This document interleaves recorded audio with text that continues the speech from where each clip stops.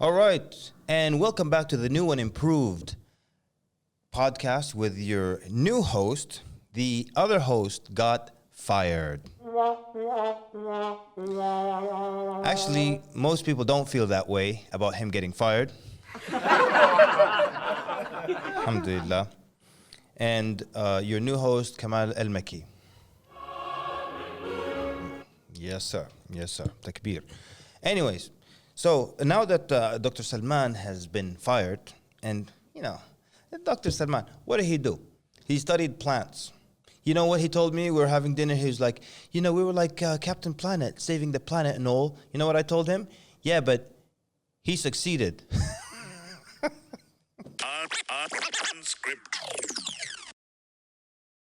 Hey, assalamu alaikum. You just got fired, actually. So we just told the audience that you're gone, and they laughed even. It was not a big deal to them. Nice one. Yes. Okay. Khalas, let him take his seat back. I mean, you don't want to deprive someone of the only thing they have going for them. You know what I'm saying? Ta'al. No. Sit. You want to do the big boy job? You could give it a shot. We interrupt our program to bring you this important message. It's that time of year. Join us for another amazing evening of inspiration with special guests during the winter bank holidays exclusively at Royal Nawab's London, taking place on Bank Holiday Wednesday the 25th of December and January the 1st. Limited seats, book now. www.familydinner.co.uk.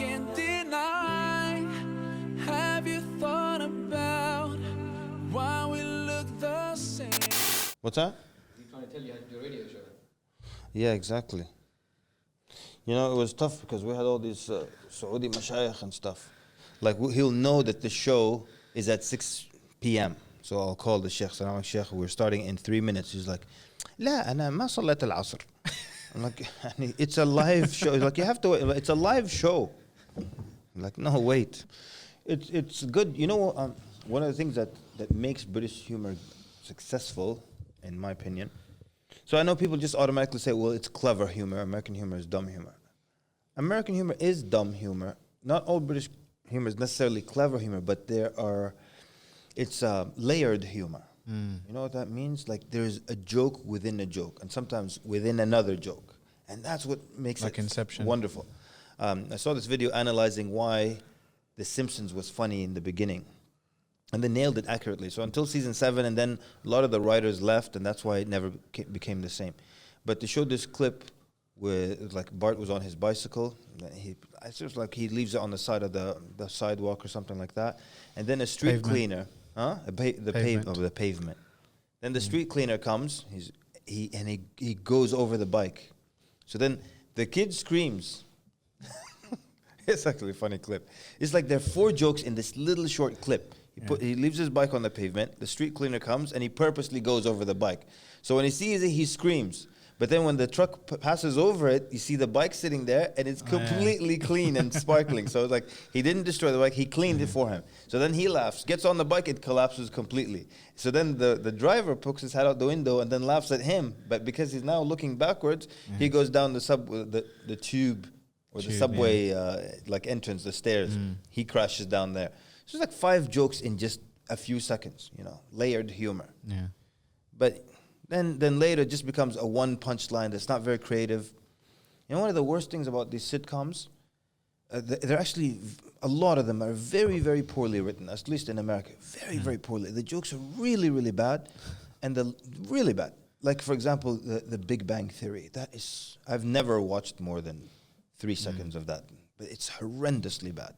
The jokes are incredibly poor. But what happens, there's a laugh track, which is recorded, and then it makes you think. And so, in one analysis... People are more likely to laugh when they hear other people laughing. Of course. Especially if you're in an audience, a comedy club or something. In one analysis video, they play the clip without the laughter. It is completely unfunny. Yeah. And then with the laughter, you're like, oh, people are funny, so it must be funny. Exactly. We don't do that. And that's why you need that here. I'm kidding. No, you need that here because you're funny, you just don't have an audience. Yeah. See, I'm trying to be nice to you. Alhamdulillah. That's never happened before. What do I do now? Am I like the meanest host you've had, guest you've had or something? No, I mean, Who was meaner than me? no one. You're quite a lovable, kind, gentle teddy bear. But I like your rants though. Yeah. I remember that thing. I remember this thing you did about punching in the face. Oh, you remember 10 that things. one? I don't remember exactly what it was, but what was it? That was old, but that was old but gold. Reasons to get punched in the face. Yeah, it was the top 10 reasons to get punched in the face if you're a Muslim speaker. Yeah. And you just start off with number 10 and then go all the way to number 1. So are you into MMA and stuff? Because that's what a lot of people are now talking about, punching in the face. Oh, really? Yeah, I mean, obviously, again, with anything you put out there, some people understood that I'm not really talking about hitting in the face. And then it's a layered joke. yeah, and then some speakers were, refuting that. And is it halal or haram to punch someone in the face? like for you, it might be It's mustahab. like, okay, 11. Exactly, right? It's like mustahab for you. So what were they? Oh, I don't Remind the remember them off the audience. top of my head, but they were all legitimate. Like one of them, for example, Asking is for a cappuccino before we start. yeah, like I didn't ask for I'm this. joking, it was me. your I idea. asked for it. One of them was, for example, asking money for a Friday khutbah. You're going to pray anyway. You gotta pray anyways, and I said, unless you have a hadith the ummah has never heard of, you don't deserve $5,000 for a khutbah. This was a true story. Whoa. $5,000 for if Who I did pay it? Barack Obama. If you ask someone for a khutbah and they ask for $5,000, he must have a hadith the ummah doesn't know about. Number two, I said, if you do have a hadith the ummah doesn't know about, make your way to the nearest PIF station, get punched in the face immediately, because why do you have a hadith the ummah never heard of? So I thought that was reasonable. The Jum'ah, look, I said, okay, if they give you a little bit for gas, what have you, I'm going to drive 45 minutes gas you one up. way. Yeah, okay, and they give you gas money. And even then, I personally, if someone hands me a $20 bill here, get some gas, I'll be like, no, excuse me, jazakallah khair, $20 and stuff. And they're like, can you give me 10 change? It happens, wallah. Yeah. It happens. One time, a brother came to me after my lecture and what have you, and I was out of town, and he goes, he's trying to be nice, but he made the worst suggestion ever possible. He goes, how about after the salah, I get up, I grab the mic, and I say, well, Shaykh traveled from far, and he left family behind, so if we could all just, whatever's in your pocket, take it out. I'm like, you just made me just some kind of street beggar. Like, this brother is cut off, and he has no house and no place to stay, so everybody please, whatever pounds or change is in your pocket, take it. Like, what are you How doing? much did you make that day? Nothing. You should hit that. Yeah. I It's didn't. too late now. We'll add it later. If we do, then we'll have to take this bit out Oh, and this bit, okay, good. And but not that bit. this one. No. Anyways, So what other things? So I was charging money for Jummah. for Jum'ah, demanding a specific coffee, as if your life depends on it. Like, there's a sheikh at midnight. What is this? At midnight, and it was like minus 30 degrees. Decaf. He's asking for a specific type of, this many pumps of vanilla. And, what, are you going to die if we don't get it? Like, we'll come in the morning, wake up for your lecture, like, Sheikh, and then we call the hotel management, they get the key, they open the door, we find you in bed. And there's a note, I told you I needed the Frappuccino. Jeez, man. That's going to be an awkward janaza. But see, look, man, that's like basic stuff. And I always say this, I come off like the mean guy, like, what's the matter with this guy? Doesn't he understand that people have needs? But, okay, everyone has needs, everyone has preferences. It's a frappuccino, not insulin. Exactly. Come on, man. Like the Sheikh's insulin. But do you think it's because people, organizations, charities, masajid have kind of humored these requests and let it fester and that, Yes, that of problem course. worsen? Like, sometimes I don't blame the Sheikh. Yeah. Like, if for If 4 that's years... a standard thing. Yeah. Everyone's offering. He's gonna. If for 4 years I'm a king everywhere I go, and then I go to one place and they keep it real, and they're like, I'm like, I need this. I'm like, yeah, there's a store down the street. Like, how could you? Yeah. It's really, it is still my fault. I'm not saying there's no blame, but it's also the fault of these people for 4 years who treated me like a king. But I mean, then you have to balance it with just giving ihtiram of the guest and. Yes. Oh, here's the best way to understand that. Okay. This is one of our teachers, and he says when I first met Shaykh Al-Albani rahimahullah, he said I went to him, and I went to kiss his hand, and it's permissible to kiss the hand of scholars. He says I went to kiss his hand, and he said the Shaykh violently pulled his hand away. He said, but Shaykh, even in your books you mentioned this is permissible. He said the Shaykh said to him in the dialect, he says, what? You do your part and I do mine. And that's so beautiful. Your part is to kiss the hand of the scholar. My part is to not let you kiss my hand. You see? So your part is to be a good host and be as generous and kareem and nice as possible. And my part is to not be burdensome and to tell you, no, take it easy. Yeah. No, I don't need that. They work together, then you get something nice in the end. Yeah, 2 pumps of vanilla. Huh? 2 pumps of vanilla. Yeah, exactly. Yeah. That should be the code for it. Do you remember? Now we have another code. I don't know. I hope the person's not watching, but 75% cocoa. I don't know that one. I think Shafiq, my friend. Oh. Shout out Shafiq. Oh, Maulana Pir Saab. We have to stand up when his name is mentioned. He sent me a message last night when I said I'm with you. He said, the Maulana, give salam to Maulana Pir Hazrat Kamal El-Mekki, whose Noor turns the sea green. That's only because And he showed me the video of you jumping out of the... Shall we add it to the video? Probably jumping not. into off the boat and probably turning not the sea green. for sure. But why was I mentioning him? Yeah, I think either him or maybe Adil, another regular on this podcast, the co-host. They said that among the list of demands for a particular sheikh/speaker was nothing less than 75% cocoa chocolate. Are you serious? Like dark chocolate? Is that what he wants? Yeah. Nothing less than 75%? Let me tell you something. And people, they come complain to me about these things, all right? And they probably complain about me to other people, but that's not the point. I didn't want to say anything. The point is, so this lady came to me. She was head of hospitality or something. She said the sheikh sent them an email. Because you have a head of hospitality. Yeah, that's a big problem. Yeah. You shouldn't even be. Sounds good though. I need to get into these conferences. This is a country in Europe, all right? And so France.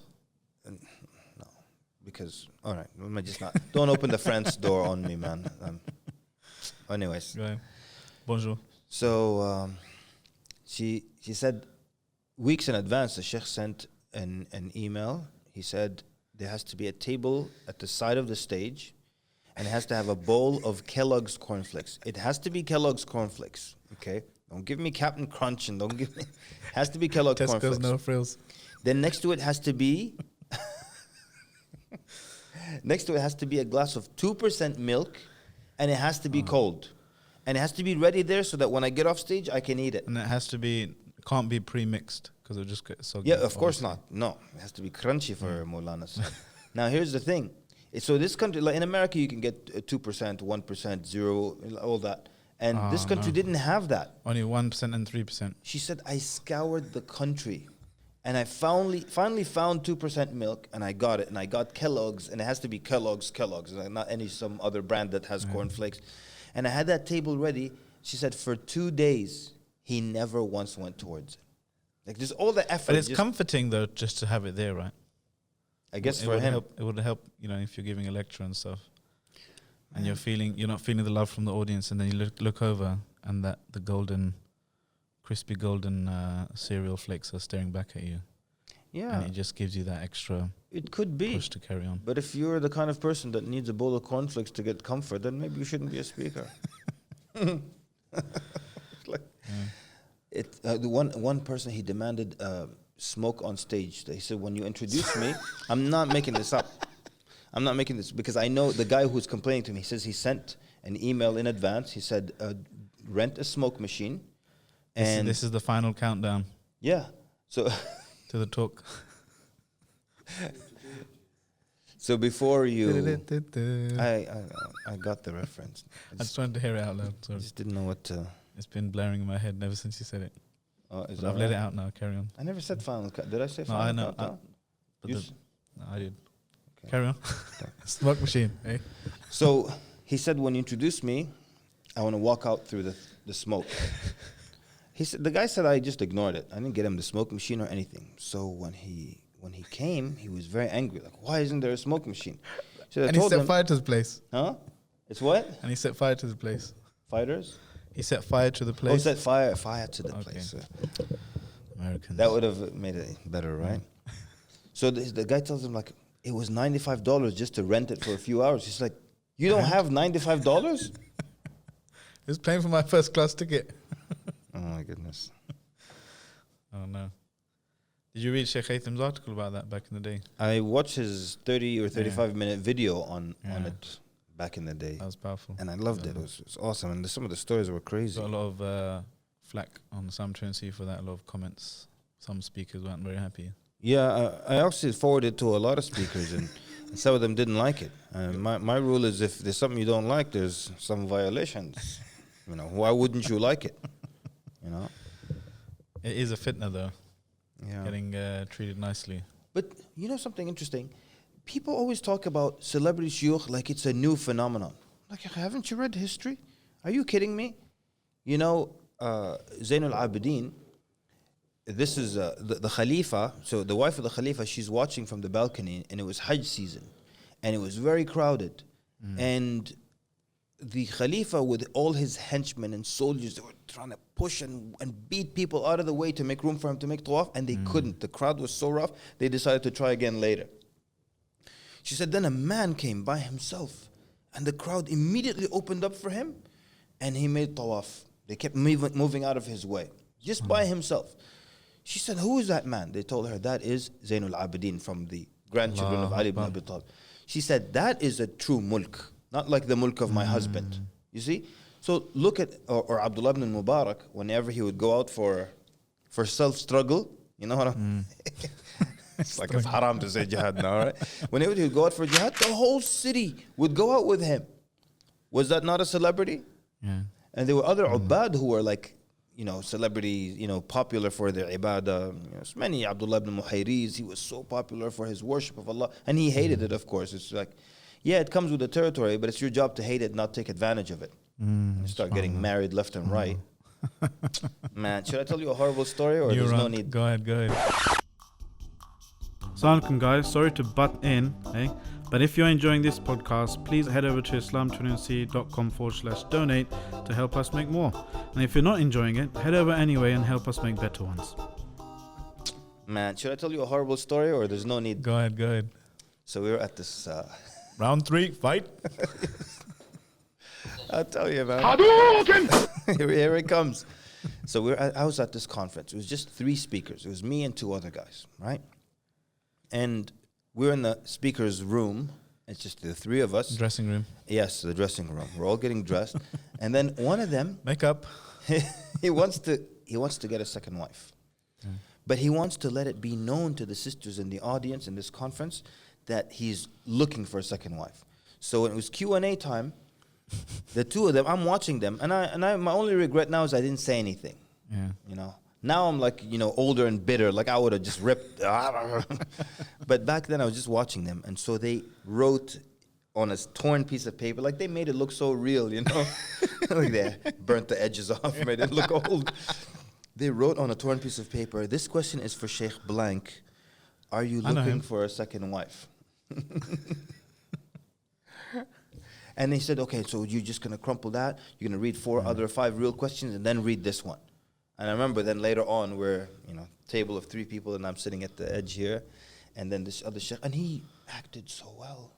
He did a great job. Like, you know how like when you can't read, it's not legible. He did that whole thing. He was like, look, watch this. I'm going to try to reenact it. That's butters, man. He wrote it and he knows, and watch how he does it. He goes, this question is for Sheikh so-and-so. Then he looks at him and he's like, are you looking for a second wife? The other guy, that's his cue. He just lunged at the microphone and started stammering and stuttering. And he was like, he just like, okay. Like, relax, for God's sake. Like, Allah put you in a position to teach people their deen, and you're here trying to get married with What was that. his name? You're gonna bleep Sheikh this, Black. right? Bleep Yeah, it. go on. Beep. Let me get ready. Beep. Yeah, go on. That is gross, man. It's gross. That's why the number one thing on the list Did he was, get married? huh? Did he find a second wife? He got a second and more. Yeah. One of my colleagues, he said he was businessman.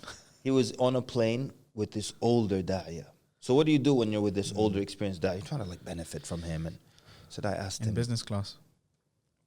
I don't know, he didn't mention the class because it probably make the story worse. But anyways, he said, I'm sitting next to him and I said, Sheikh, what are your regrets in da'wah? I'm trying to learn from him and stuff. Didn't get married enough. He said, the Sheikh said the opposite. He said, my only regrets in da'wah, and he was honest, he said, I got married way too many times. He said, we're both flying to the same conference. We landed, and that weekend, he married a girl from the conference, a woman from the conference. That In for America? the weekend. I don't know if it was America or Canada. It was North America somewhere. That's where the crazy stuff happened. He said his regret was getting married too many times. They landed, he got married that weekend. The same guy who said his regret. Yes. Yeah. Wow. I know of one guy who goes to Sri Lanka for 3 days, gets married. What happens then afterwards? He tries to make sure there's another conference in Sri Lanka so he can come see her a few more times and then divorce her. If any sheikhs are listening like that, a wife is for life, not just for Christmas. Mm-hmm. Yeah, like that's gonna change things. Like, Dr. Salman said that. Yeah. It's not just for true. Christmas. What about Thanksgiving? We don't have that. I'm telling you, it's crazy. I mean, do you think these sisters should expose them? Or people who know this should expose them? Or will it have a more detrimental impact on the dawah? Yeah, 'Cause I know some sheikhs, I won't mention their names, they actually suggest that just expose them to people, organizing events. Yeah. Say this is this person's track So record. okay, so you said expose them to people organizing events, not to the world, right? Okay. And see, that's what happened, and I respect all these sisters. When I wrote that 10 reasons to get punched in the face thing, actually that thing spread like crazy. Like I didn't even have 25,000 people on my Facebook page, but it reached like 70 or more than that. But the point is that I didn't get anything negative about it, and I got privately messaged by sisters who said things like, what I respect about them is they didn't mention the names, but one of them said, I married this speaker and you know him and you've done things with him, and I still don't know who he is. I don't want to know. Okay. And she said, he married me.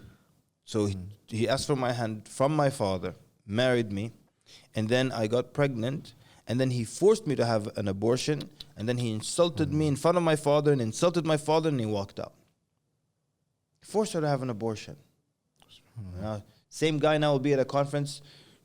This question is for Sheikh so-and-so. Is it halal to have an abortion? I'm like, abortion, the scholar said, is not permissible except in the...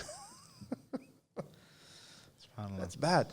Anyways, what I was trying to say is like, they were all mentioning their, thank you for that. And, because point number one is not constantly marrying students, Yeah.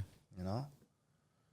Is it a thing? Is it like a common thing though? Maybe you're exposed to.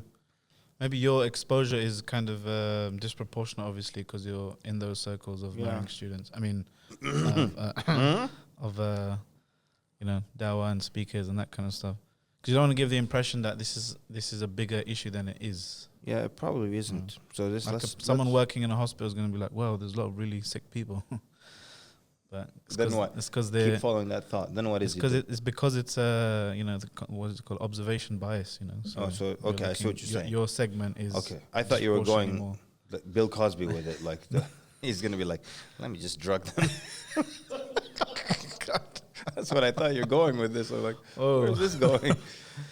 Hey, I thought it was innocent. Maybe we should stop talking about it so people don't think that this is like an epidemic. But the dangerous thing is there's a broader kind of scheme here to separate people from the ulama and to kind of drive wedges between the masses and our scholars and leaders. And that's the sad thing. That's why it's good that if sheikhs such as yourself, speak out against this, but giving that caveat that, I'm not saying it's a huge issue, but, some of us are speaking out and, not in my name kind of thing. Mm. Similar to the whole, Me too. accusations. None of that. The accusations of, government scholars for dollars, that kind of rhetoric. And What are it's we gonna even call more this? powerful. That's good. It needs It to rhymes. rhyme. Yeah, it needs to Scholars rhyme. for dollars. What do we call these guys? Sheikhs for... I'm not helping because this is always, it's gonna go down south. It's gonna go south. I'm staying out of it. I need to think something that rhymes. Mm. We'll add it in later. Yes. So what other things will are worthy of getting punched in the face for? Metaphorically, Oh, lightly. the sheikh who calls himself sheikh and puts his title sheikh at the end of every email And and Facebook. every message, and in his voicemail he's like, he leaves you a message. I've got like young guys left me a message. Assalamu alaikum, this is Sheikh so and so. Like, you call yourself that? No way. Like, you call yourself that? Is that how you look in the mirror and the head like, good morning, Sheikh? Is that what you do? There was a brother who's like a Talib Ilm kind of graduate of Madrasa and stuff. He was speaking to a brother similar age, maybe he was even older, on the phone, and he was mentioning by his name, and then he hung up he's just saying brother or something like this, and okay, it's not like a brother. He called him back and he said, just letting you know, it's better if you refer to me as Sheikh or Imam so and so. And his brother's like, okay, thanks, bro. Wow. He was shocked, man. I was like trying to make excuses for him that maybe he's, teaching him how to, I don't know, respect Keep Imam or trying. something. It's hard. Keep trying. It's hard. I'm out. He's like, better call me Sheikh. Actually, one of the imams, my friend, he said, this was like 12-year-old kid in the masjid, 13, 14, I don't know what age. He's just a young whippersnapper either way. He says he comes to me in my office like, Sheikh, I have a complaint. He said, what is it? He said, you don't call me Sheikh in front of people. So he tells him, why should I call you Sheikh? He said, because I'm Hafid and I teach the younger kids and they look up to me, and when they don't see you calling me Sheikh, they lose respect for me. I said, then what did you do? He said, I started calling him Sheikh. Like, now I want to hurt you now for calling him Sheikh. Like, I would have don't get me started. This is a teachable moment here, tarbiyah moment here. You close the door and sit down. Then you tear them apart. Never ever wish for something like that. What are you talking about? Call a 14-year-old Sheikh. Maybe his first name was Sheikh as well. You missed that bit out. So yeah, if you want to be called Sheikh, go legally change your name to Sheikh. So, getting married to students, asking for, luxury, being paid for Jum'ah, calling themselves Sheikh. Number Should 4 have just opened the list up. Yeah. Where is it? I wanna see what you remember of it. I just remembered one now. You said Making lists on your yeah. fingers. The other one is Making lists on your fingers like this. No, the other one was writing your own introduction where you overpraise yourself, and then before your lecture, when they read your introduction, you pretend that you hate it. You know what I'm talking about? Please, no. Okay, go on. And sometimes you cut off the guy. He's like, Yeah, stop right there. that's It's enough. I'm humble. You got to the first PhD. That's enough for the audience to know. You wrote it, and then you're sad when it happens. And I don't know. I think most you'll hate their introduction. Most you'll hate their introduction, and I hate mine, and I had nothing to do with mine. I hate nothing to do with that title, How long Black did Belt yours of take Da'wah. How long did yours take to write? I wrote it over 4 Black days. Belt of Dawah, yeah? Yeah, I didn't make Nice. that up. I have nothing to do with that, And it's like not very humble to call yourself the Black Belt of Dawah. If you ask me how I see myself, I would say something like a 3rd or 4th degree Black Belt. Not. Yeah, Dan. 4th Dan. Yeah. With a red stripe in the middle. No stripes. Full What other stuff gets you full vexed? black. Gets you vexed at? Yeah, you're making it sound like to the audience like I'm just vexed. Oh, is this like Yeah. a tip for me or something? Oh, hello. It's like some money That's hidden fine. here. Yeah. Just slip me a. That's what you asked for today's Jummah khutbah.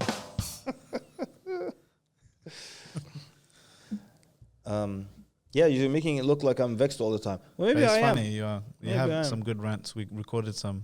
Alhamdulillah. I'm going to be editing. them Rants soon, are good, inshallah. man. Rants are good But because they had good messages. Tarbawi messages.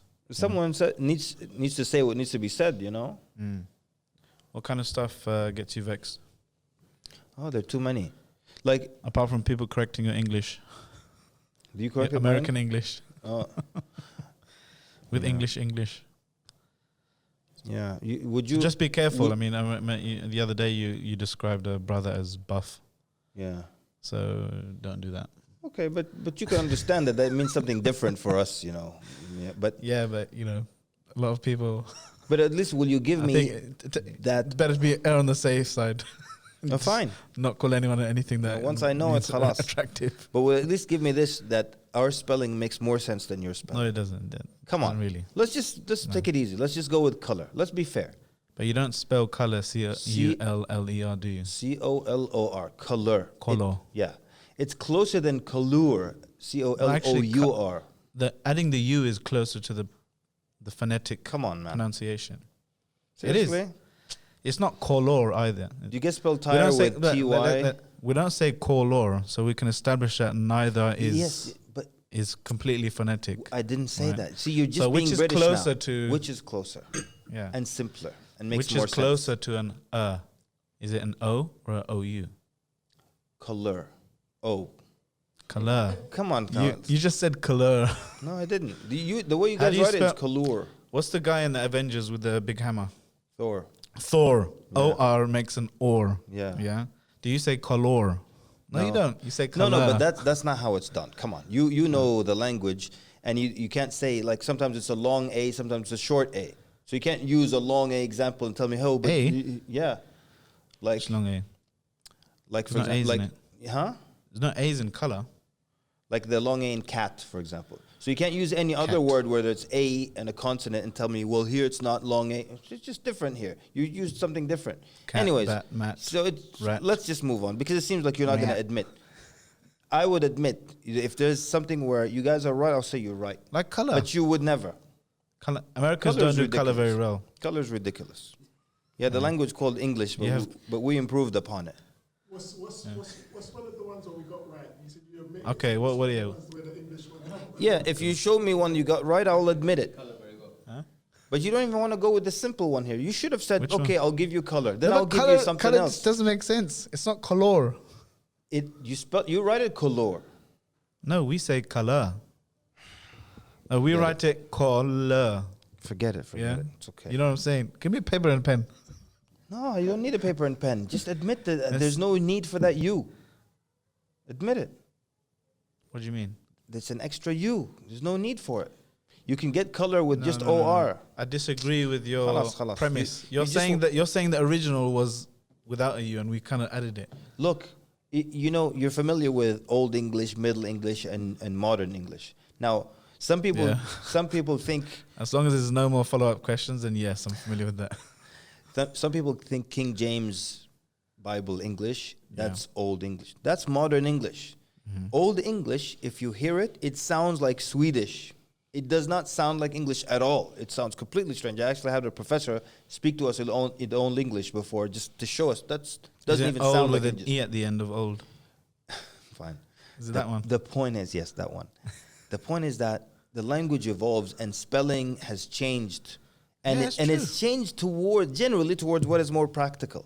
Okay, so when the U was I don't know about dropped, that. oh come on now, No. if Maybe you read for some of these Americans. old writings, no, like you write early 18th century, like the way they spelled things, like whew, that's you're Yeah, but complicating that's it. because of Okay. the origins, Khalas, the khalas. etymological origins or whatever. Let's move on. Like if you were like being like unbiased, we would continue with this. But you just wanna Scientifically, yeah. you Scientifically, just no nothing scientific. both here. of them.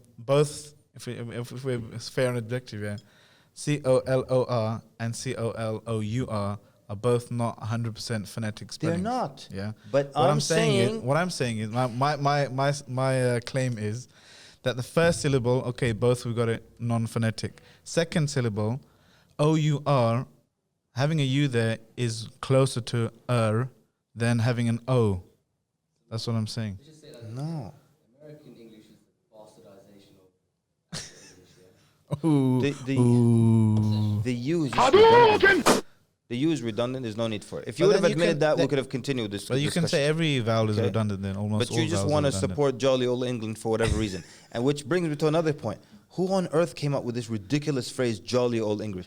What on earth is jolly about England? We never say that. I've never said jolly. Where did they come from? Probably Americans. No describing American us. came up with jolly old England. And look, the Glass streets are not cracking up, jolly. man. The weather is not jolly. There's nothing jolly. The Jolly- food is depressing. My friend, jolliness is here. Yes. Jolliness is And here. it's kept way down here of with these people walking with their top hats. Like, hello. So, like, for God's sake, smile. And the food, like, yeah, man, I'll tell you. I think anyone who has a problem Do you know what our with... national dish is What? in England? What is it? It's chicken tikka masala. Assalamualaikum guys, me again, reminding you to head over to islam21c.com/donate to keep the lights on Islam 21c. We pride ourselves on being independent and being funded by the grassroots community. Do you know what our national dish is What? in England? What is it? It's chicken tikka masala. I was just about to say, for all those people who don't like Muslims and don't like immigrants, you should be thankful that they at least brought some good food to the country. I don't What- want to disagree with that. What did you Amen. have before that? Preach on, brother. Yeah. You know, when we're in America and we're wondering, what should we eat? Should we have Thai food today? Okay. Should we have Chinese? Maybe we'll have some sushi. No Maybe one we'll says have steak. American. Nobody suddenly says, you know what? No, I got it. Let's have some British food. Doesn't exist. So like, what is that? So thank Allah that some people brought some curry down here, made some good Or food. some people might say it's a more insidious one where, you know, you have markedness in marketing, where something is specified. It means you're kind of otherizing it. You're kind of making it stand out. Like the whole thing I mentioned in the last podcast. Where's the one place on earth they don't have Chinese food? Ah. China. But that's, It's just food. yeah, and that's the thing, like, the Chinese food in America is not Chinese food. I can't speak for the UK. It's just not Chinese food. And What do you mean? It's not real Chinese food. It's everything Even has in that. Chinatown. Huh? Even in Chinatown. I mean, for the what is sold and marketed to the American audience has been adjusted to, you know, to suit their palate. Everything has that sticky sweet sauce on top of it. It's just a disaster. Sweet and sour. I went to a real Chinese restaurant. A Chinese man took me to a real Chinese place in Malaysia. And it was like, I've never had any of this food. But I was like, where's General Tso's chicken? Like, that's a real Chinese thing. Or, where's chop suey? Can I have some fried chicken wings, please? So it was completely different. And they tried to give me chicken feet. I'm like, oh. There's no meat on them, though. Is there? I don't care what's on them. It's chicken feet. Forget it. They have that in America, don't they? Yeah, I see it a lot of times at the buffet. They're sitting there. I'm like, it's feet What do they first, use? and it's Use chicken. them as toothpicks or something. No, just Can you eat even it. those? It's just horrendous. I mean, with all due respect to those who eat it, and even in Sudan they eat chicken feet. When they boil them, they close up like this, right? So the meal, so these people can be very creative. They call the meal sabrak because it's great, isn't it? Because they like all look like this. sabr, Sabr. He just opened the dish and just says, sabr. I'm not done yet. He's like, I'm not done yet. Okay, well, I'll wait, inshallah. It took like 20 hours to cook it because every time I opened it said, just wait. Oh my god. So a lot of things get you angry. Look, man, we're You're trying to an make angry me look person. like but I can't. But you sound like the voice of reason in American Dawa from our perspective. Yeah, but others might argue like he's not even in the scene, you know. Yeah, aren't you? Or me? Well, me, to be in the scene now is like you're on da'wah now. A known da'iyah is someone who's got hundreds of thousands of followers on Snapchat and Twitter and I don't know, Facebook and all that stuff. And I've disappeared off of that. I tried, I swear, I tried hard. And I just couldn't do it. I could not just, Some honesty, man. like I just tried to get followers, but nobody likes me. No, I tried to be on those platforms or whatever you call those. You have to post regularly and stuff. I can't do that. Like, first of all, I really, really love my private life and my I don't like being recognized. Like, I love to, and I fool around a lot. You know, when I'm at the mall, for example, with the kids, I'm doing silly things. I'm putting hats on. One time I'm putting on this big cowboy hat and said, then I hear a voice, "You look good, brother Kamal." And I turned around and there's a sister in hijab. Just One time I was at the Apple store. Is it a And this Muslim former family. student Yeah, exactly. wife? Exactly. First one. The first option, not the first wife. Sure. Cut that out. We gotta fix that. You were at the I was at the Apple store. Apple store. And this family saw me there, and they just kept saying, "We caught you, we caught you." I'm telling like, Samsung. Like, what do you mean caught me? Exactly. Do I have a contract with Samsung, or was I doing something? You caught me at the Apple store. Did you think this was some other place or something? Anyways, so I tried, man. So this is me for when it comes to breakfast. I sit down, You I eat take my a picture of breakfast, it, obviously, I first. get out of there. Take a picture first, right? No, but that would be me if I had to Snapchat. I'd be like, "Assalamu alaikum." Now, look. Okay, so let me show you. Now, see, I don't do it, but I know how the game is played. Yeah. Tell me if this sounds right. Okay, this is me as a sheikh who has a Snapchat following. Okay, I'm having breakfast, but I need to create a teachable moment out of me stuffing my face with eggs here. Assalamu alaikum, brothers. This is just, I'm here, alhamdulillah, for a conference and having breakfast, and there's a beautiful view out there, and just another reminder to, see, now I have to make it Islamic, another reminder to Always thank make Allah sure subhanahu wa ta'ala for his blessings, and always be thankful for what you have, and I hope you have a good day. Assalamu alaikum. See, I've never done it, but I think that's not how it goes. You're quite good at it. Yeah, you see. But the truth is, like from deep down, hate it. I cannot stand it. You know, I saw you in the buffet though the other day, Mm-hmm. taking a video of the nice looking food. Yes. And Is that remember, for a maslaha? I have a rule, yeah. Yeah. So like, you know, as a human being, you can't just I mean, as a human being, you will follow the crowd anyways. But you have to always, every now and then, stop and question. Yani fashion, for example. Fashion has no brains in it whatsoever. One day, the fashion is yellow. So everyone starts buying yellow. Nobody questions why, what's the rationale or the logic. But I just start buying yellow because everyone's doing it. And then for no reason whatsoever, next month it's orange. So everyone starts buying orange. And I start also It's buying because orange. it's the season for orange. It's orange season. And that doesn't mean anything. You know? So I tell people, like, don't just take pictures of your food because that's the thing to do when the waiter puts your plate down. And I don't care if you do, as long as just you have an explanation for it.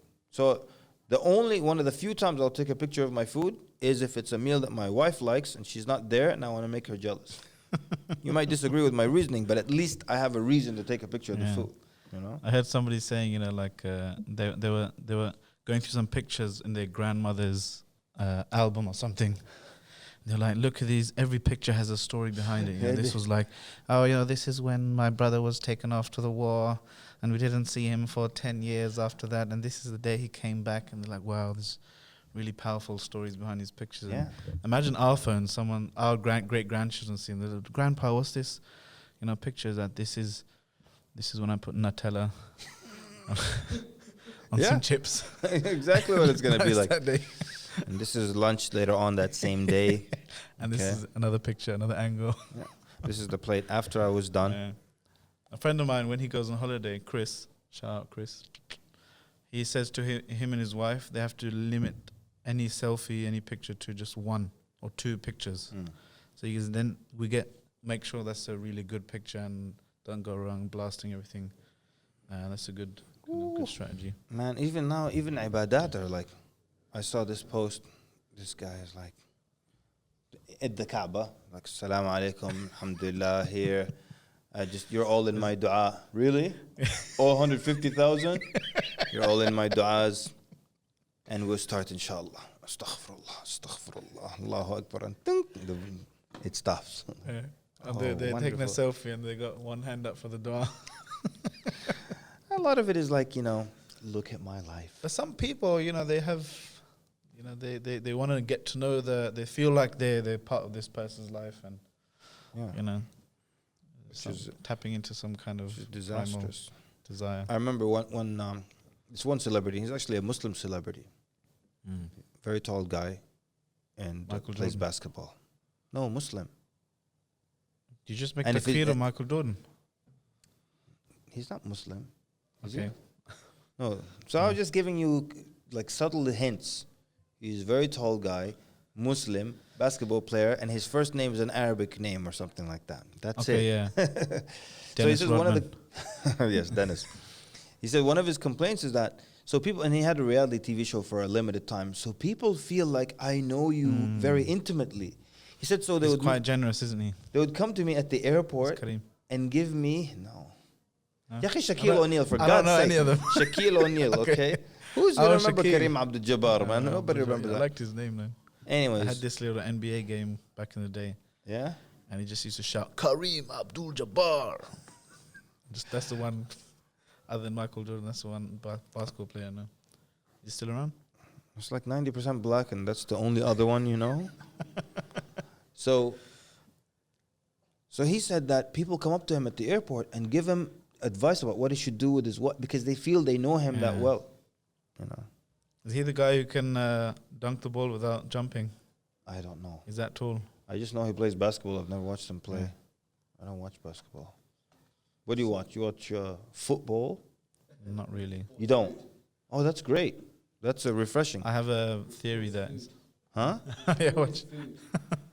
I watch pictures of my previous lunches. So you don't have like a team or something? No. I'm Yeah. really against spectator sport. We play every Wednesday, the guys in the office, but Why are you against?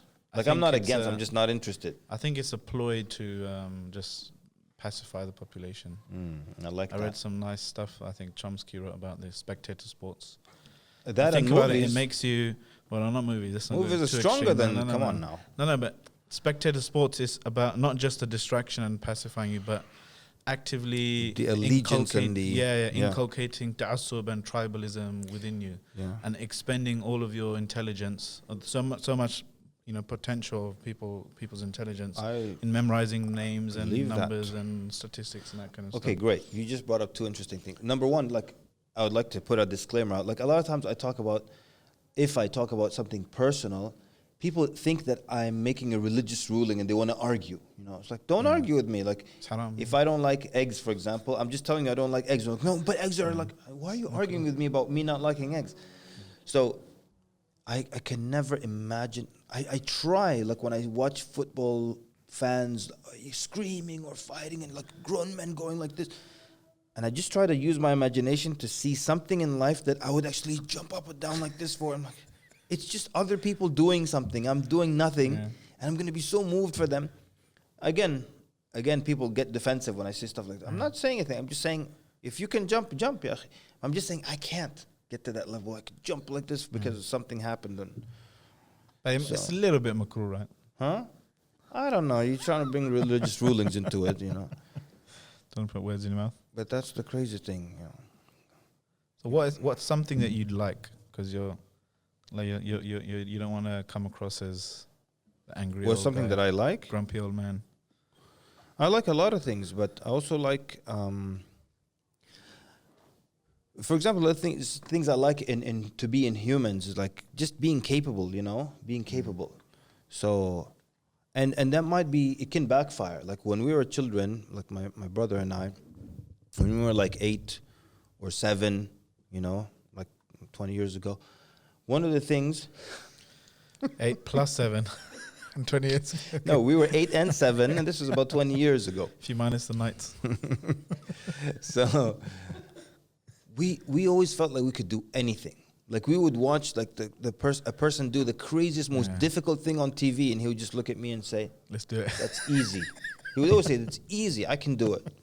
And we always felt like, okay, so as long as another human being is doing something, that human being feels I hope you pain. didn't watch any kind of medical operation dramas on TV. Like I could do that. Yeah. The operation? Lie No. down. No, the acting. So if a human being is doing it, they feel pain, they eat, they need to drink. That means they just put themselves through training and they could do it. So you can do it.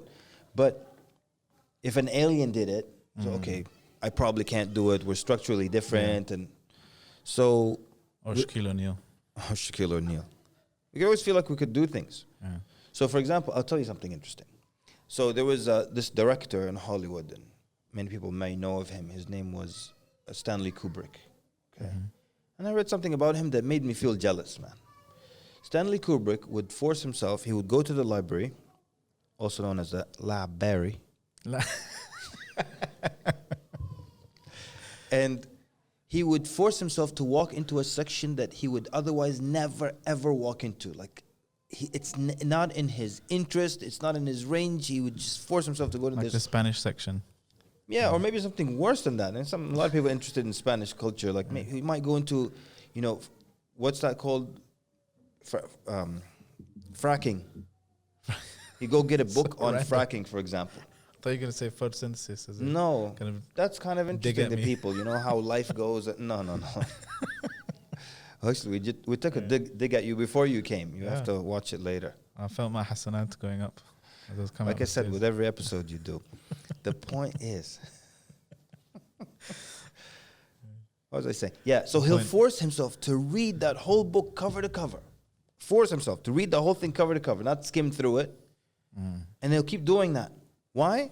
So that when he writes movies, he has more of like a broad understanding of things, and he can write about things that. And why was I jealous of that? Like, this guy is so dedicated to his craft. Look what he forces himself to do. And then some people just don't want to step out of their comfort zone or their areas. And so, like, sometimes I'll get on YouTube and I'll just search how to, and then hit And see search. And then I'll just learn how to do that thing. How to search properly. Yeah. How to search properly. And I'll tell you something. If I watch Use a complete video, sentences. I watch a video on YouTube.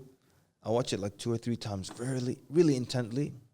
And then whatever it is, I'll do it, and you'll think I've been doing it for a decade. Just watch it carefully. I'll Like do magic it. tricks. Like magic tricks, like, building furniture. Like, I'll build my own furniture or fix little engines. I went to through a phase as well, just looking at these furniture making videos and tutorials. It's amazing. It's like something, it taps into something primal, like man wants to do.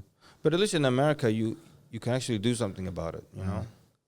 And I mean, this is a space kind of joke, We have space. We've got garages. We've got lumber, and we have big roads where you can. Like, if I bought a 2x4 in London, I couldn't even make a right turn because it'll hit the building behind me. Like, cars are small. Yeah, There's that's one of car. the reasons I like living outside London. You outside of London? Just about 6 years ago, I moved out. Congratulations, and stay outside of London. More space. Like when I drive into London, it feels really a bit claustrophobic. Unless I go to the really rich areas, then they just chase me out. Anyways, so I like that. Thing, that's one of the talking about libraries. That's one of the reasons why that some people complain about a lot of kind of social issues happening because libraries are closing down all over the show. In the UK, I don't know how it is in America, but it's also a kind of socio-economic thing as well because Stanley, what's his name? Stanley Kubrick. Yeah. He has time to go and spend in a library or a library. Likewise, a bit more affluent parents have time to read to their children. And when we had a podcast with Ustad Adnan Rashid, he was talking about the importance of reading and to your children, especially getting kids involved in books and interested in reading. But some people, they're just struggling to make ends meet. Yeah. They don't have time to spend with their kids, and you can't really blame them. They have to Working for the prioritize man, right? Yeah. Look, Preach, brother. here's a common mistake people make with free time. So let me tell you a true story. I have this friend of mine, and in 2 months, he learned this language that's like very distant, spoken only beyond the mountains in the region of one country. It's not very common. He learned this language in America. Sounds like a huge waste of time. Exactly. But he wanted to go give da'wah to that village. Oh, alhamdulillah. So he learned it in 2 months. So I asked him, how'd you do it? And he's busy, he's full-time, and he's a father, and he's a husband, and he works full-time. And in America, learned this distant language. There's a better word for it. Not distant, but I can't remember. Not rare, but whatever. The point is, I asked him, how'd you do it? He said, any language in the world is 2 parts, right? One, you learn the grammatical structure of the language, how to make a past tense, feminine, masculine, all that. He said, I learned the rules in the first month. And then when you learn the rules of a language, now you just need vocab. Just so that you can say, microphone, table, light, chair. Color. You need color and spell it right. So you need vocab. Yeah. He said then the second month I spent memorizing the vocab words. He said I put them on note cards like this, and I put them in this pocket right here. Now, here's what he did that's correct. Most people will look for a free chunk of time. Like next Tuesday, I have 3 hours free. First of all, nobody has a chunk of 3 hours free anymore. That's number one. Two, if you had a chunk of 3 hours free, you would not sit for 3 hours and memorize words. You wouldn't. So he took advantage of the seconds. That he said, I would stop at a traffic light. It's red for 35 seconds, 45 seconds. Boom. I take out a word. I can memorize a word in 30 seconds. 7 of hearts. Memorized it. Hey. Okay? Where I'm in the elevator. Elevator ride is what, 20 seconds? Boom. Take out a card. Memorize it.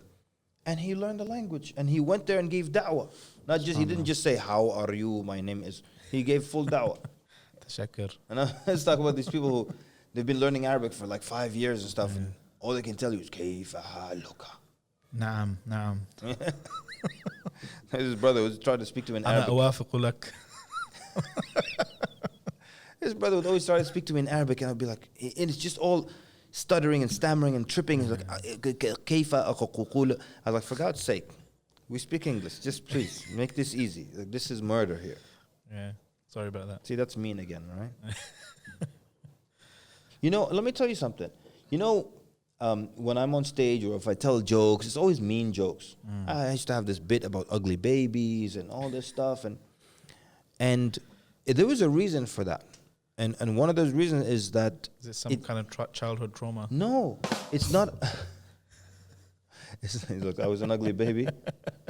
It's not appealing to sisters. Yeah. And that's one of my main motivations for doing that. Put off sisters. Of course. You know when you get up Some and of you're- us have to kind of work hard to undo the damage caused by our blindingly handsome good looks. Well, you don't even have to be handsome because what's some sisters find more attractive is the confidence. So this person's on stage and speaking with confidence, and he's speaking about Allah Azza wa Jalla and His Messenger Sallallahu Alaihi Wasallam. And if I married him, let me tell you something. This is, and I used to do this. I used to do this in my class for 10 years. I would tell them, sisters, do not marry speakers. They are the worst husbands. And if you think I'm just being humble, ask my wife. They're never there. They're always traveling. And then the worst part is you marry a speaker, you don't They're know like, him. sisters, ask my wife. She's sitting right there in the front row. The one with the Or that one as well. The one And with that the, one. No. The one with the grumpy look on her face, that's my wife. So I'll tell them, because you have an image of who you think they are. Yeah. So this is what they think. You marry a speaker, in the first night, you wake up, you're going to wake up in the morning, you're going to find him standing over you like this, full in a thobe, of course, with a hat on. And he's going to say, No creases. روى الإمام البخاري رحمه الله أن النبي صلى الله عليه. That's how he's going to wake you up. Like this is, now here's the reality. He's snoring. And you're like, get up. Aren't you supposed to be a speaker doing qiyam and stuff? He's like, what time is it? Wake me up before sunset. There you go. It was your fault. Yeah. I'll tell you something. I'm talking too much, right? I have this friend of mine. He was, there used to be this fatwa line. People would call. Yeah. You want to do another trick? Oh, people would call and I just want to play with them. So people would call and ask their fatwas and stuff. This is the old days. So people from all around the country would call. And Sheikh so-and-so has Tuesday, Sheikh so-and-so has Wednesday. Yeah. So this Sheikh, let's say it was Tuesday. His sister calls him with a fiqh question. He answered the first question. He's like, second thing is like, Sheikh, I need your help. I'm in love with a brother and I would like to marry him. She's like, well, you can approach him and through the family, blah, blah, blah. And then she's like, Sheikh, it's you. True story. This is I'm proud of him. What did you say then? Let me tell you. The brother goes, sister, don't you ever call here again. You understand? Never, ever call again. Boom, hangs up. I was like, I'm proud of you, man. Yeah. I'll be like, what, sister? There are two opinions. I'm kidding. At first you say, can you FaceTime? No, this is before then, Habibi. This is old Send days. a picture in the post. So what happens? Yeah. Next week, she calls again, pretending it's about a fiqh question. He's listening to the question. Suddenly, in the middle of her speaking, he realizes that it's her. So he just cuts her off in mid-sentence. Sister, Didn't I tell you to never ever call me again? Bam. Champ. Yeah. Today, different world today. Anyways, but the thing is, like, another one of my friends, and he's like a psychologist, and the sister called him, he's like, Sheikh, I'm in love with someone. Sheikh, it's you. He said, sister, you are not in love with me. He said, you're in love with the image that you have of me, and I assure you, I'm not that person. You don't know me. Yeah. It's deep. So for Sounds me, like a psychologist. the mean thing, I told you, I said he's a I psychologist. said he sounds like Okay, one, I see what you're affirming, yeah. That kid. That kid. Yeah. So for me, the whole mean thing was like, I want to be a tough guy. I am a tough But guy. you come across as kind of a teddy bear, though. Really? Like a nice Since one. the beginning of this episode, that's how I've been coming across. An angry teddy bear. Cuddly. Grumpy. The angry teddy bear, the kind that can Seven grab dwarfs. knives. Chucky, man. Huh? Oh, yeah. There's all that child's play doll, remember? Yeah, That exactly. scared Yeah. the hell out of me. I watched that when I was 6. When I was on holiday in Pakistan. Why on like earth 7. would you watch that as a I 6-year-old? don't know. I had cousins who didn't like me. I guess I don't know. It's funny. My children saw the trailer to the new one, and they're like, There's a "We new want to one?" watch it." Yeah. I'm like, "Are you insane? You don't understand what will happen to you if you watch it. For like a year, I'd be like, You won't thinking, understand what will happen what if to it comes around the corner? my Stabs lower me. back if you watch it, because you'll be sleeping in my bed and I'll be at the edge. I'll have back pains for a month. Yeah, it's fun. Though. So, I was talking about the American dawah scene. You kind of skillfully tried to be diplomatic about it. but Yeah. what do you think the future is for the American dawah scene in terms of? The future is to keep watering down Islam.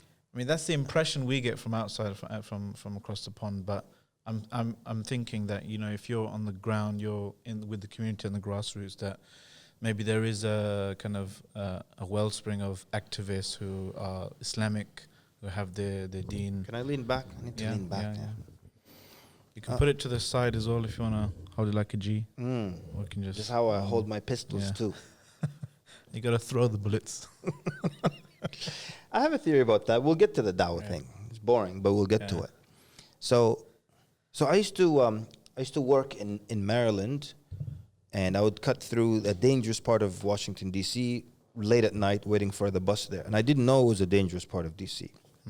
I was waiting for the bus, and one night the bus didn't come, and I had to take a cab, and a cab passed by, and I signaled, and he stopped, and I got in. And then he explained to me, he said, "You're in a very dangerous area, and I was not going to stop for you. But when I saw you wearing your glasses and everything, I stopped." So then, okay, it got me thinking, like, that's why, like, I never get mistaken for a thug or really pulled over a lot by the police. I wear glasses, which brought me to think, why don't thugs wear glasses? So I have two theories. One, there's either something about thuggery that allows your vision to stay sharp. Yeah. Or two, they do have bad eyesight. That's why they're always shooting the wrong person in the drive-by. It's true. Yeah. Anyways, Or they back could to just the have laser eye surgery. LASIK. Laser eye surgery, yeah. Yeah, Is that what okay. you We call it LASIK. Everything has to. Okay. So a friend of mine, he said, "Don't do it. Don't do it." Why? I don't know why. He just said, "Don't do it. That you're gonna." You're gonna be Because mistaken for a it thug. deteriorates again anyways, slowly. You start fresh and it Yeah. starts going down anyways, and blah, blah, blah. Now, there are two things I don't like about it. They're not huge deals. One of them is sometimes you can see the scar floating somewhere. Really? Yeah. Whoa. One guy was telling me, it's like, it's right there. Like, I know he some turns- brothers who got it done in Egypt, went to Egypt to get it done for like £200. Oof. I was like, what? Why are you trusting them? Some backstreet Cairo clinic. Well, that's one. The other He's like, thing no, is... no, it really worked, Dave. Good one. Bit late. Tired, I'm hungry. There's... American Dawah, come on. Oh, man. What about American I want Dawah? you to. I'm not trying to get you to grass up your friends. No, just But, nothing's happening. It's just same old, same old. What's the future? You You know? reckon? Conferences Do happening you here need and some there. kind of intervention? Do you need Islam 20 to come up there and We need lay the to smackdown? get a hold of our youth before it gets out of hand. You know? Assalamu alaikum guys, last reminder I promise. Head over to islam21c.com/donate to help this movement get to the next level. So we have genuine, high quality media articulating Islam in the 21st century and developing confident Muslims impacting the world for the better. We need to get a hold of our youth before it gets out of hand, you know? And they need to understand their deen, they need to get educated, they need to be firm in issues that... So, like looking at the top 10 things that cause young people to leave Islam, and then educate them on these top 10 things, preventative, you know? I have a theory though about people or kids that leave Islam, and that's it's not for the actual reasons they give. That's not a theory. That's the truth. I don't care what anyone says. Yeah. That's the That's truth. like kind of a post facto retrospective justification for, or something that's deeply hidden inside, like issues with the parents or confidence or whatever. And that's why the story always starts with, Yeah. I had very strict parents who used to beat me to pray. And then they're like, I took a biology class and realized, oh, really? If they didn't beat you, what? You would not take the biology class, or it wouldn't sink in? You know, it always starts out with some personal... Even atheists start off with this story, you know, I had leukemia as a child. Why would God do that to an innocent child? So I thought there must be no God. It's just emotional, you know?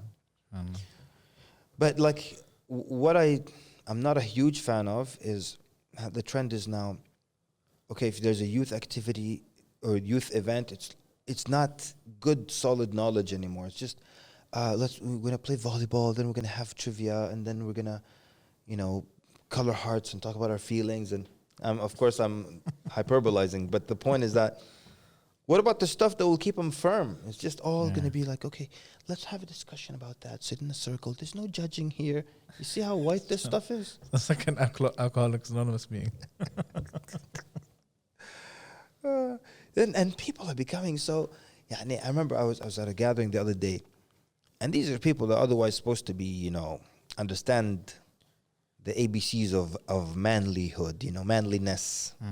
And they're like, I wouldn't take my child to that. I'm like, how old is your child? Like, my child is, 3 years old. I'm like, why wouldn't you take him to that? Like, my son was with me overseas one time, and he was, I think, 3 or 4 at the time. And they're about to slaughter a sheep, and this one guy, and he's African and black, and we're in Africa. And he's like, because that is important. You might think, well, what's the significance? No. He goes, are you sure you want him to see that? I'm like, what kind of white person got to you? What's the matter with you? Like, are you sure you want to see that? I'm like, what? I couldn't, we're not connecting. He's like, all the blood and stuff. I'm like, yeah, the blood. So naturally, when they cut, there's blood. Like, trying to tell me your child will be traumatized by seeing this sheep slaughtered. Like, you know how many sheep we saw slaughtered?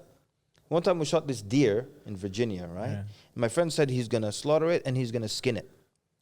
And when it came to skinning, he was just doing a horrendously bad job.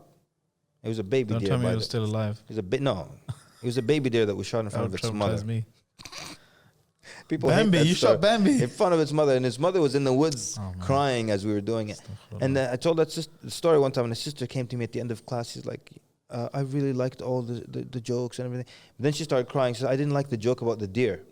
This is a true story. You're like, this wasn't a joke. Exactly. You got it. That's exactly what happened. Like, I'm sorry, Here is that the was head. not a joke. I still have the head with me. Anyways, so when it came to skinning, he couldn't do a good job. I'm like, what are you doing? Stand aside. I thought he knew. And I did it, and he just kept telling me, have you done this before? Like, you're a pro. Like, you know how many times growing up I've watched this happen? And never once was I traumatized. Yeah. And so, like, I was That's what supposed you to... think. That's what you think. That's why I'm bitter today. Because I watched goats die. Give their lives up. But you have to make sure that their life wasn't in vain. Yeah. Like with the goat, the sheep, it lost its life. Given a nice home. It has to make it worth, You know, there's a rule I live by. If you happen to have a meal with someone at a restaurant, then you discover that they're a vegetarian, okay? So they tell you, I'm a vegetarian, the less meat we consume, all that stuff about, how much water cows consume and how much they ruin the soil and how much goes back into all that stuff. So like the less meat we consume, the better our environment will be. If you're ever in a situation like that, order twice the amount of meat. That way you cancel out his life decision. It doesn't get meaner than that, right? I'll have 2 steaks. Just it's like can you just having put one a in steak. the bin, please? I'm not gonna eat. Now you just had a steak. Yeah. Okay, so They've got a point though. I think that's a, you know, it's a huge problem of we're not looking after our responsibility of khilafa fil ard, of stewardship. of Okay, the I earth, thought you were gonna know? turn Yeah. khilafa. We need the Yeah. I thought you were turning that. We need that as well. Yeah, I mean, all jokes aside, I Yeah. agree with you 100%. Because I know someone is going to be like, well, actually, in the comments, Yeah. we've only got like 10 years left before the ice caps melt or something. We do need to take it seriously, and we don't need to eat that much meat. That's the truth. There's That's a the thing truth. in the UK called Extinction Rebellion. It's a kind of like a Black Lives Matter for the environment. The And they're doing environment like matters. direct action, so civil disobedience, flying drones near airports, lying down in the road, and that kind of stuff. And they've, you know, to be fair, they've changed the media narrative about the environment. They've got it, you know, people speaking about it. Do all these things. Just don't fly drones near airports, for God's sake. We fly a lot, man. We don't want to. Don't tell them that. Huh? You should take the train more. Better for the No, I environment. agree with that. I actually stopped meat for a year and a half. Yeah. Like meat meaning beef and lamb and Yeah. goat. But you still had chicken and fish. No, and chicken also. Absolutely KFC. had chicken, but occasionally I had fish. But I'll tell you, and no joke, it was the best year and a half of my life as far as focus, as far as energy, as far as memorization. It was the best year and a half of my life. It's What amazing. about other aspects of your life? That was the other episode. Yeah, we spoke to Shaykh Abdurrahim MacArthur, and he said laying off the meat kind of destroys libido. Look, I can't relate to fat people problems, all right? To be honest, he's trimmed now. So No. I don't mean him. I mean, like, Yeah. anytime someone brings up an issue of, you know, like, brothers and sisters, we need to not overeat. I'm like, you know, okay, I can just get up and walk out. Yeah. I don't. No, really. he's talking about, you know. I know. You didn't walk out of his lecture. Huh? I did. You saw me sneak out, right? Like, you're talking about don't eat too much. I'm like, okay, yeah, let the fat guys benefit from this, inshallah. I don't need this, you know. And I could stand to lose some weight. And, you know, I'm just being mean here. Yeah, I didn't want to say anything, but I've got a gut. That's the worst gut. You know, you're a big guy, we have a gut. There's justification for your gut. But I got like skinny arms and legs, and then I have a gut. That's like the worst do looking some gut. sit-ups. And people ask me like, where is it when you're lecturing? I'm like, I'm tucking it in the whole time. When I get to the hotel room, like, look around first, and then I let it out. But you didn't feel any change to your libido? Why do you have to go there? Like, no, not at all. Okay. Are Some you- people give it a try then. Huh? You're cancelling out the effects of the Abdurrahim McCarthy one. Look, Shaykh let Abdurrahim. me tell you something. I'm not a nutritionist or anything, but there's one Yeah. thing I've always believed in. Everybody's different. Don't make a rule and think it applies to everybody. One thing that as a child I never believed in. Breakfast is the most important meal of the day. I couldn't care less about breakfast. All right? I As used long as it's there, no. in case you want to have it, No. and the cornflakes is not mixed with And the it's milk, 2% it's milk. cold, and it's cold. Even though you don't have it, then So I ate You food in the discovered morning, it made something me new. sick. And it did not affect my function or anything. Everyone is different. People told you, don't eat and go swimming. Let me tell you something. I'll do the backstroke with one arm and eat the burger with the other. And I never vomit while swimming. And then you might vomit while swimming. Everyone's different. So you just make a rule like that. So speaking of, good question. Why did you? why go did back I to go meat? back to meat? Yes, good question. It was just a slippery slope. It's gradual. So my issue was with the meat. First of all, Well, you you thought you'd end up in vegan territory. no. Slippery slope that way. There was no way I would end up there. Because I don't know if vegan means the same thing in the UK, but for us it means like you won't even wear a shoe with leather and stuff. And Wow. yeah, there's like anything with animals. And so how do I get back into the meat? So first of all, I got in it for the wrong reason, because I bought a lot of books on feed, cattle feed, and all that, how it's produced, what's in it, and all that stuff. And there's no way around it. They feed cows the remains of pigs and other cows, and they're trying to avoid mad cow disease. So they give cows to pigs and pigs to cows, and they mix all this kind of stuff up. And there's some math that just, would make sense for any farmer. Yani, if I have one steer or cow, I want this thing to gain 500 pounds. You will have to eat 36 pounds of hay to gain 1 pound. And I'm trying to gain like 400 pounds for this one animal, and I've got 10,000 of these animals. It's a lot of hay. Yeah. Or it can eat something like 2.5 pounds of that fodder that has all the remains of other cows and stuff in it. It's a no-brainer. I just slaughtered 10,000 last month. I've got all these remains, heads and tails and whatever. Mix them up with some. Anyways, it's not exactly how they make delicious. it. It sounds great, right? So my issue About is to like say, should we stop for lunch? But carry on now. these animals have eaten impurities. All right. What's the name for that? Toxins. No, in fiqh they call it an animal that has eaten impurity. It's called I don't know. I forgot the term. I used to always mention it. And it has to be quarantined. You know, Prophet described it's described that it should be quarantined for this many days of eating pure food only, and then you can eat it. And then you're not supposed to even ride that animal because it's sweat, it's the impurities. So I'm thinking, you can't even ride it. Why are you eating it?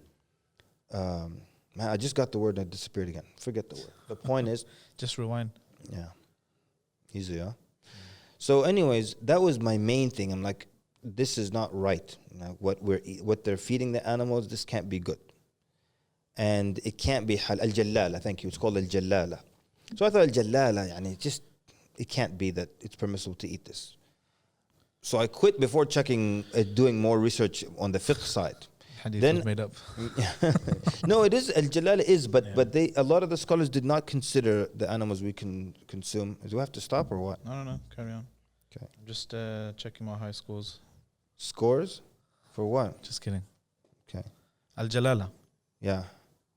Anyways, al-jallala, right? Because Al-Jalala. Ism al-jalala would be like one of the names of Allah, right?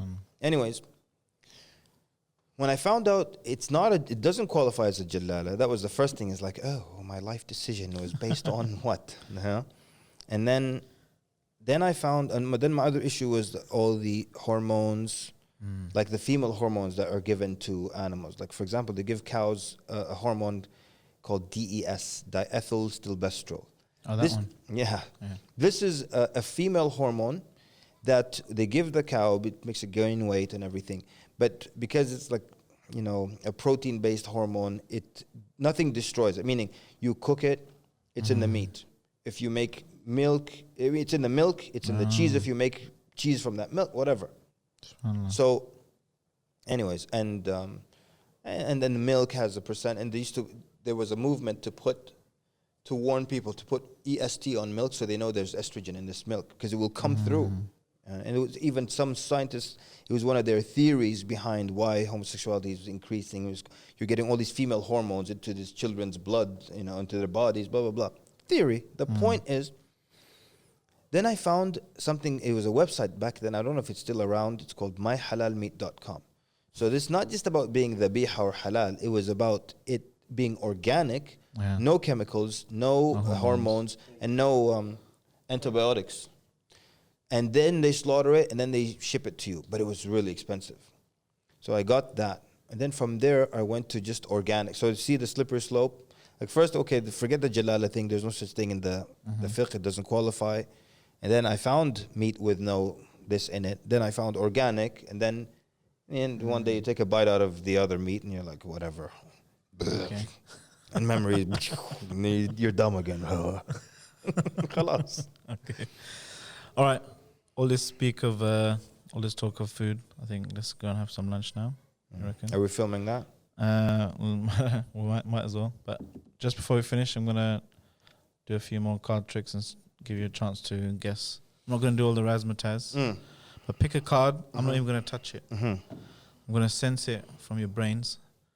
Get ready, guys, to zoom into the card Okay. and Okay, Bilal. show the guys. Just keep your hands up like this. Just keep them up like that. High Keep 'em five. Okay. All right. Now tell me the card. Genius. Jazakallah khair for watching. This has been the Islam Keep your 20 hands up, podcast, Bilal. Unscripted, with our guest, Shaykh Kamal El-Mekki. Jazakallah khair for coming. We'll see you soon, Thank you inshallah. for having me. And I'll tell you your card Next episode. next episode, inshallah. Jazakallah khair. I forgot. If you like this podcast, give it a like and a share. And if you didn't, then you're racist. If you want, also subscribe wherever you get your podcasts. iTunes, Spotify. What if you're Google racist Play. and you subscribe? And you subscribe? Tfaddal. That's a dedicated racist. Yeah, I yeah, watch you yeah. every week. Yeah. Yeah. Jazakallah khair for watching. We're going to go and eat some, hopefully, hormone less meat. And Assalamu alaikum. Unscripted.